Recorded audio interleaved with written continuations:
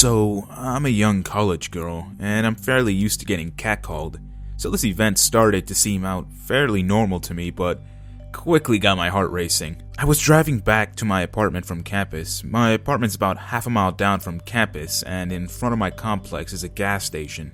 I decided to stop and get a drink after class since I was super thirsty after walking around all day. When I parked, I noticed this tall, black male in baggy clothes leaning against the cigarette machine outside of the shop. He watched me pull up and stared at me through the windshield while I was unbuckling my seatbelt. I grabbed my purse and got out of the car, him staring me down the entire time. I turned to him, smiled, and acknowledged his presence, just trying to be friendly. Anyways, I grab and purchase my drink and leave the store, and notice he's still there. When I open my car door, he starts heading towards the side of the building to my apartment complex. I didn't think anything strange of it. To me, he was just a normal guy that hangs out in front of the gas station. Well, I pulled out of the gas station and started to head towards my apartment. I noticed he was walking towards my turn where my building is. I parked my car in front of my building, and at this point, I completely lost track of him. Now, usually the walk to my building takes less than a minute, but this walk seemed to take hours. I start walking across the parking lot to my building, and then I heard fast-paced footsteps coming up to my left-hand side, so I look over and see this man from the gas station, eyes wide, hands in his pocket, quickly walking up towards me. I panic and quickly start to walk up the stairs to my apartment on the second floor. I reach the first step, and at this point, he's right behind me, and again, I say hi, acknowledging his presence and trying to act as calm as I possibly can. But my heart was literally beating out of my chest. So I'm racing up the stairs and he's quickly following behind me, and I'm hoping that my key fob flashes green, because usually it takes a few times for it to let me into my apartment. I get inside and he's running up the stairs right behind me, and I slam the door shut and hear a loud banging on my door. I lock it and run away into my room and call campus police. Campus police found him the next day. This man had a fanny pack on, full of bath salts and a loaded revolver. Who knows what he would have done to me if he had gotten his hands on me that day. It truly was the scariest day of my life.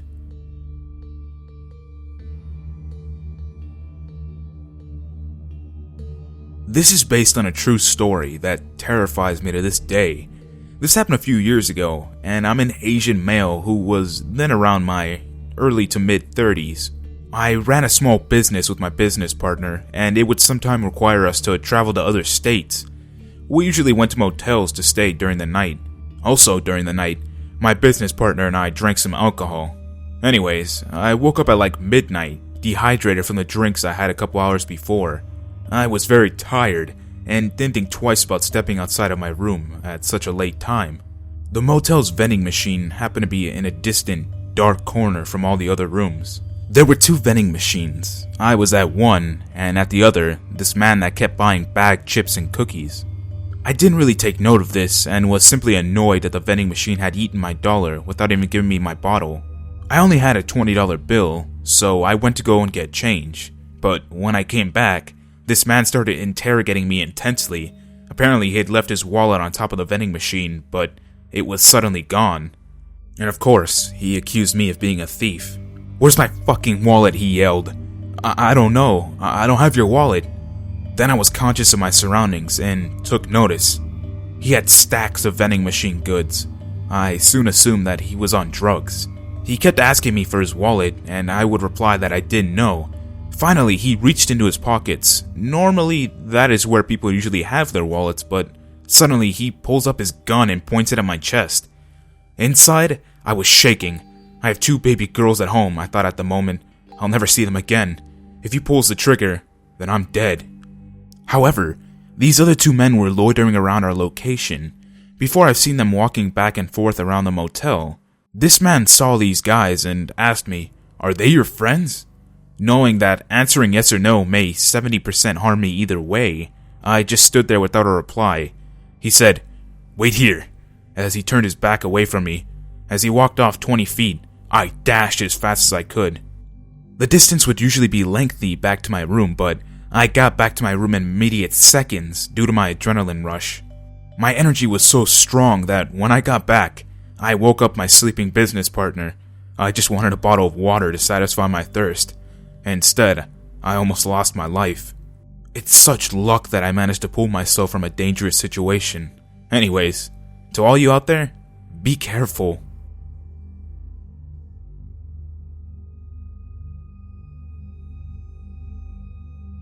I was pretty much raised by my grandmother, since my mom and dad were not exactly great at the parent thing. My grandmother took great care of me. She couldn't afford a house in the better parts of the city, but she did everything for me. About the same time as I was done with my education and ready to start my own adult life, she started to show signs of Alzheimer's. I was devastated and refused to let her go to a nursing home. So instead, I moved back in with her. Determined to care for her as long as she had cared for me for all those years. I would leave her during my work hours, but be home for lunch, and in between, the lady next door would check in on her. Her main problem was that she forgot to eat and needed someone to tell her what to do and when to do it.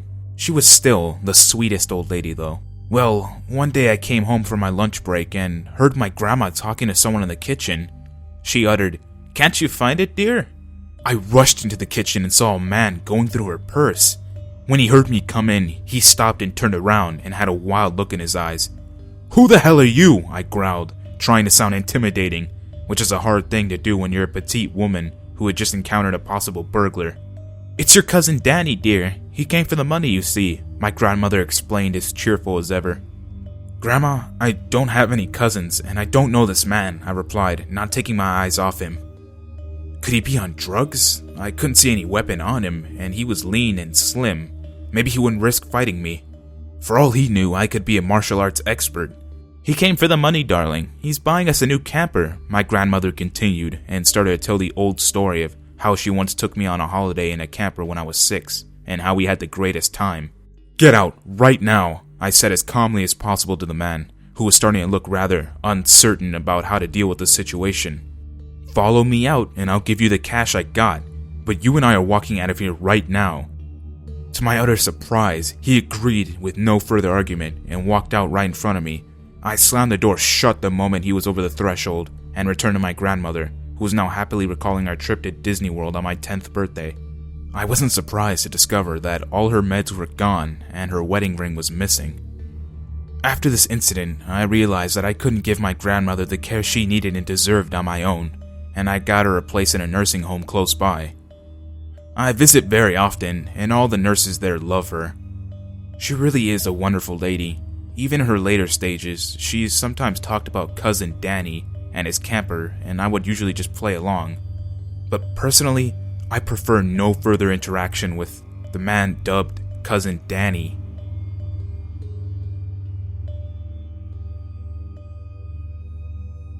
I have a lot of creepy and weird stories, but this is by far my friend's favorite and the most legit creepy thing I can think of that's happened to me. About 8 years ago, I started going to community college, which meant I had long days and classes at random times. When I got home from school, I would always park my car in the church parking lot near my house. I lived in a small house behind my parents' house at the time. One day I noticed that there was a man sitting in this green SUV parked a few cars over from mine at around 9 p.m. when I got home.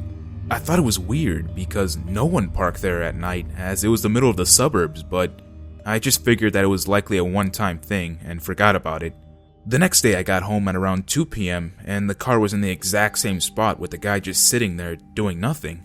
I thought it was weird that he was there again, but just went to my house and watched TV for a while. I then got a call from my friend down the road asking if I wanted to go for a drive, so I left to go pick her up. I noticed that the guy was still there in his car, and he was still there when I got back. This ordeal went on for a couple of weeks. He was there every day at all hours, morning, day, and night. He would even be there until 4 a.m. on some nights. I started to get really weirded out by this because there was probably 50 or more spaces to park in, and he was always 3 spaces away from mine. He knew I parked there, as I was the only car that parked there because there was a gate to my house and the fence across the normal spot. It was very unnerving that he was always there. Finally, one day I came home and the guy wasn't there, so I decided to park in the spot that he was always in. It didn't seem special. There were no extra trees in the spot, and it faced the fence. There were no hills on the other side, which were much prettier and more scenic to look at. Once I parked, I stayed there for a few minutes and called one of my friends. That's when I finally noticed something horrifying. I could see into every window of my house. I didn't have curtains at the time and had a pretty stupid habit of walking around in my underwear. I mean, I had a huge fence and there was no way to see into my house from the street. I freaked out and realized that he had been watching me. I took my parents' Mastiff and made him stay with me at nights after that. I also stopped parking in the church parking lot, unless it was during the day, and parked in the lot even though I had a huge open gate manually to get in and then close it for the dogs. I told my dad, but he thought I was crazy and paranoid, but my mom, she believed me. Well, one day we got in a truck and drove behind the guy's car to get his license plate number. He got really angry with us and stormed out of his car and screamed at us. My mom basically said, "You're really creepy. You could see in my daughter's house and you're here all the time during the day and night." And his excuse was that he was cooling down before he went home after he went to the gym, which made absolutely no sense. We called the police and they immediately went to his house. It turned out he was a married man with kids, and his excuse to them was that he was listening to his tapes, which was completely untrue, as I had actually snuck along the fence where he couldn't see me at one point, and just listened to what he was doing as his windows were down. He was just sitting there in silence. There were no tapes, and I never heard them. The police then warned him that he would be in very serious trouble if they found him there parked again, and that he was basically not allowed back there.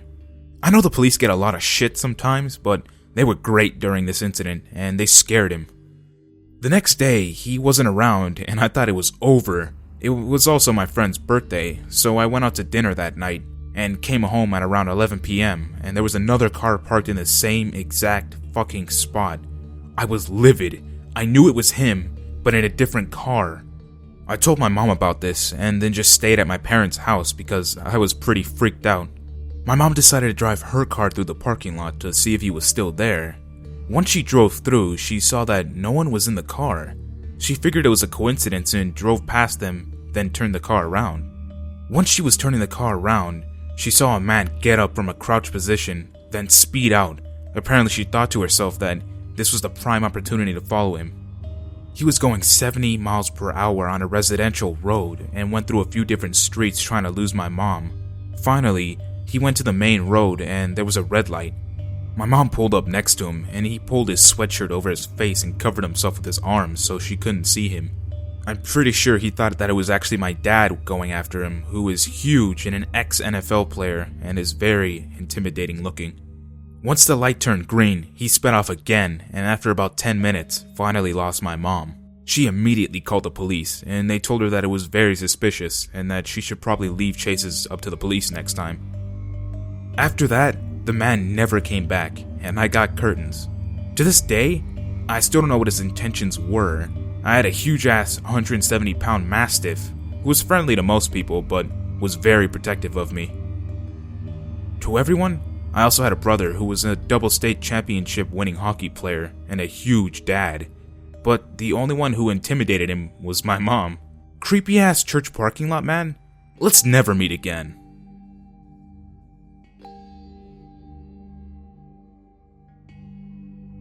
One day, when I was about 5 or 6 years old, I was at the shopping center with my mother and grandmother. While they were in the supermarket, I was outside on the pavement playing with a boy about my own age. I think his mother owned a store there, but I wasn't entirely sure. While we were playing, a young woman in her early 20s walked past us and gave us a dirty look. It also kind of looked to me that she muttered something, but I couldn't quite make it out. However, my friend did hear what she muttered. He must have had super good hearing or something. He cried immediately and said, "She said, I'm gonna put you in a sack." Being a little kid who was afraid of just about everything, I freaked out. This all happened around 35 years ago, so my memory is a bit spotty, but somehow I managed to locate the vehicle of the gang. I clearly recall standing in front of the van, looking up at the windshield. What I saw still weirds me out to this day. In the front seat were 3 people. They were all bent over with their faces behind the dashboard, but I could see the top of their heads. The guy in the center, who appeared to be the leader, was wearing a phony-looking red wig, and in one hand he clutched a large black sack. I couldn't recall what the other 2 weirdos looked like, but all 3 men were swaying from side to side in unison. Petrified, I ran and grabbed my grandmother and brought her to the van. She didn't seem very concerned and just kept saying, "It's a wig, he's just wearing a wig." To this day, I have no idea who those people were.